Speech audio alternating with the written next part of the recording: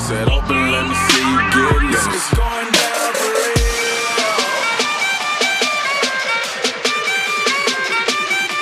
Bagi orang tua yang berminat untuk mencari pengasuh bayi atau babysitter, terlebih dahulu kenali calon pengasuhnya secara teliti dan selektif.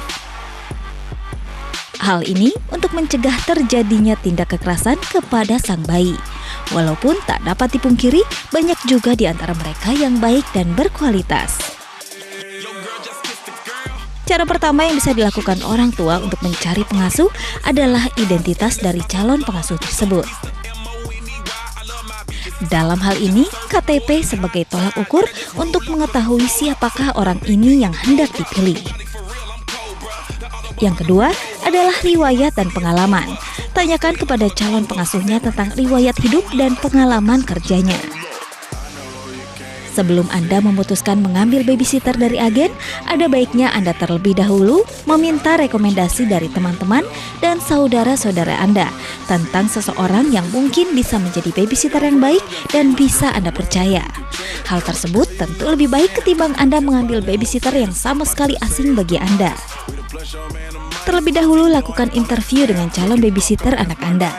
Lakukan juga pengenalan antara calon babysitter dengan anak Anda dengan membiarkan mereka menghabiskan waktu bersama selama beberapa saat. Perhatikan cara calon babysitter menghadapi anak Anda. Dan perhatikan pula bagaimana anak Anda merespon calon babysitternya. Lihatlah apakah ada chemistry di antara mereka. Buatlah masa percobaan terlebih dahulu sebelum Anda benar-benar menerima babysitter bekerja di rumah Anda. Perhatikan nada suaranya, ekspresi wajahnya, serta bagaimana anak Anda merespon sikapnya. Pastikan juga calon babysitter Anda cukup dewasa dan cerdas dalam bersikap. Dan yang terpenting, ia piawai merawat anak Anda dan bisa cekatan menghubungi Anda ataupun nomor-nomor penting lainnya jika terjadi keadaan darurat.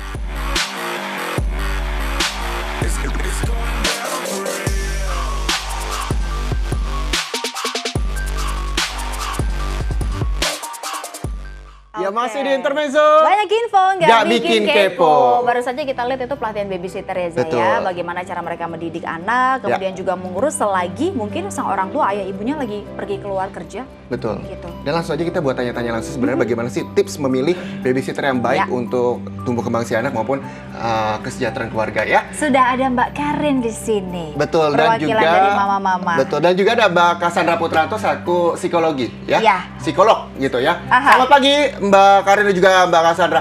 Nah, ini kita berbicara tadi, kita juga sempat melihat begitu ya video-video yang tersebar, tentunya juga menjadi perhatian banyak masyarakat begitu. Sebenarnya Mbak Cassandra melihatnya sebagai seorang psikolog, video tersebut lazimkah? Ya, tentu saja nggak lazim ya kalau kita lihat seperti itu. Tapi kalau kita lihat bahwa itu di CCTV, problematiknya kan tidak semua keluarga punya CCTV. Dan itu kan yang tertangkap. Yang nggak tertangkap lebih banyak lagi barangkali. Gitu. Iya, yang nggak terekspos. Tidak terekspos. Nah, bahwa sekarang dengan kondisi yang sekarang ada sosial media, ada teknologi yang bisa akhirnya membuat menangkap lalu kemudian menyebarkan dalam begitu cepat. Nah, di satu sisi tentu baik, tetapi di sisi lain akhirnya juga menimbulkan kecemasan pada keluarga-keluarga kita. Siapapun yang nonton itu kan pasti jadi khawatir.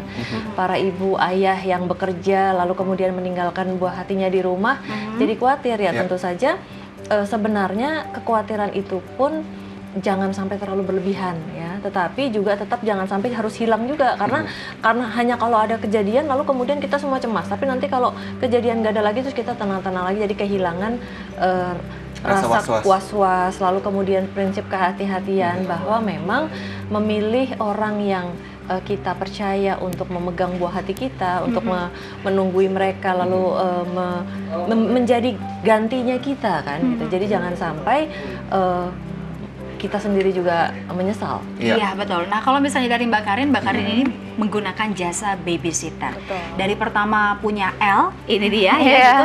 Dari pertama punya L sebelumnya sudah menggunakan babysitter dulu atau sempat pakai pengasuh atau asisten rumah tangga dulu? Saya sempat pakai pengasuh dulu sekitar 4 bulan. Terus kemudian saya kecewa lah dengan kinerjanya, agak lalai. Jadi saya coba untuk mencari-cari yayasan babysitter yang bagus atas dasar rekomendasi saudara dan teman juga. Dari situ saya wawancara beberapa babysitter. Terus sekarang babysitter saya alhamdulillah awet banget sih. Dan Sudah sayang berapa sama lama anaknya. babysitter yang sekarang? 2 tahun 7 bulan, hampir 3 tahun lah. Sekarang kan anak Hampir saya 3 3,5 tahun. tahun. Nah tadi Mbak Karin bilang melakukan wawancara. Pertanyaan-pertanyaan apa sih Mbak Karin yang Mbak Karin lontarkan begitu ke babysitter? Pertanyaannya sih basic, kayak misalnya sebelumnya kerja di mana, di majikannya kenapa keluar. Misalnya keluarnya karena anaknya udah terlalu besar, itu jawaban-jawaban yang masih diterima. Tapi itu kan sebenarnya juga membutuhkan pembuktian lagi kan. Saya lihat juga orangnya kayak gimana, kan sebelahnya ada pembanding-pembandingnya tuh. Biasa kan kelihatan dari cara pertama kali dia berkenalan dengan kita. Nah, kebetulan babysitternya tuh sopan pertama kali kenalan dan udah berumur. Oh iya, ini Usianya berapa? Sudah berumur. Usianya ketika saya hire sih 48 sampai 49 lah. tapi masih gesit. Masih gesit. Masih gesit. Kadang suka sampai nggak sakit hati gak sih Mbak kalau misalnya minta tolong atau apa gitu, karena kan orang yang lebih tua. Iya.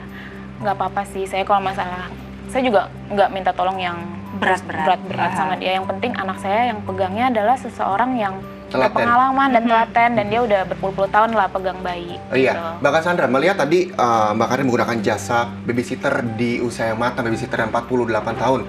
Pertanyaan-pertanyaannya tadi pertanyaan umum kalau kata Mbak Karin. Sebenarnya pertanyaan apa sih yang harusnya kita lontarkan ke babysitter begitu?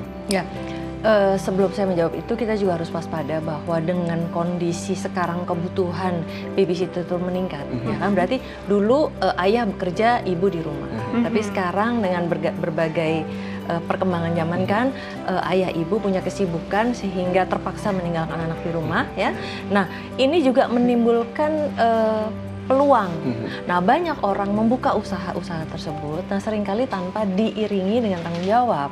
Bahwa pada saat mereka merekrut pun, ini kan merekrut dan harusnya ada seleksi. Betul. Nah, seringkali itu juga abai ya, bahwa akhirnya yang direkrut itu mungkin hanya karena tergiur oleh karena gajinya besar, ya, lalu kemudian dianggap lebih enteng lah dibanding Jadi yang tanpa lain. dilengkapi keahlian-keahlian, Tanpa dilengkapi begitu. keahlian, nah terutama ini kan masalahnya bukan keterampilan ya, tetapi juga masalah profil kepribadiannya. Ya, cocok nggak sih? Jangan hanya karena mengejar, wah enak nih kalau jadi babysitter gajinya sekian. Padahal profilnya nggak cocok. Padahal mungkin nggak sayang anak, mungkin nggak telaten. Nah, kalau kayak gitu, mungkin Bisa nggak sih sabar. dikenal dari Iya. mulai wawancara Nah, pertama tuh Mbak? Ya memang sebenarnya sih diperlukan kualifikasi tertentu ya untuk bisa mendeteksi Misalnya. tersebut ya. Yang jelas nomor satu itu paling penting memang adalah track record. Jadi rekam jejak ya. Sebelumnya di mana saja. Jadi dia tuh harus ada rangkaian riwayat hidup dan lain sebagainya. Lalu kalau misalnya memang dia belum punya, ya kita lihat dari sejak dia kecil apa aja kegiatannya. Nah, harusnya kalau memang dia suka sama anak, itu tidak serta-merta muncul terus kemudian dia mau pegang anak ya. Nah, bahwa ada yang pertama tuh biasanya juga kita perlu kecerdasan ya, intelektual. Karena kan kita juga mau anak kita juga jadi cerdas dong. Belum lagi kalau misalnya diajarin harus ini, harus dimasak, harus itu. Kalau misalnya salah melakukan instruksi kan repot. Jadi minimal dia harus punya kecerdasan intelektual, kecerdasan emosi, kecerdasan sosial juga untuk bicara sama orang. Nah, bagaimana kita mendeteksi itu? Kalau memang punya psikolog, enak ya. Kalau misalnya kita bisa, biasanya kalau saya sendiri kadang-kadang semua staff itu, calon staff itu saya psikotes semua gitu ya, saya psikotes semua biar kita bisa tahu kualitasnya mereka. Nah, tetapi kalau misalnya memang hanya dengan pertanyaan ya, pertanyaan itu ya misalnya ditanya apa saja yang dia sering lakukan selama ini, kemudian pekerjaan sebelumnya, terus kemudian apa yang dia suka lakukan, lalu apa kelemahan-kelemahan dia. Nah, kadang-kadang itu akan keluar tuh bahwa cara menjawab tadi kan sopan, tapi kadang-kadang juga orang udah sopan sekali tapi ternyata dia menutup-nutup ini. Ini Karena kita nggak nanti konsisten. setelah jeda ini nih ya Mbak Cassandra, Mbak Karin, kita mau tanya nih berdua, kira-kira kalau misalnya tadi katanya Mbak Cassandra bikin psikotes gitu ya, bisa nggak kita bikin psikotes untuk calon babysitter ini di rumah aja kecil-kecilan biar tahu kepribadiannya dia. Tapi nanti ya, usai jeda ya. Pemirsa tetap di Intermezzo. Banyak info, nggak bikin kepo. Intermezzo, banyak info, gak bikin kepo. Intermezzo, banyak info, gak bikin kepo. Intermezzo, banyak info, gak bikin kepo.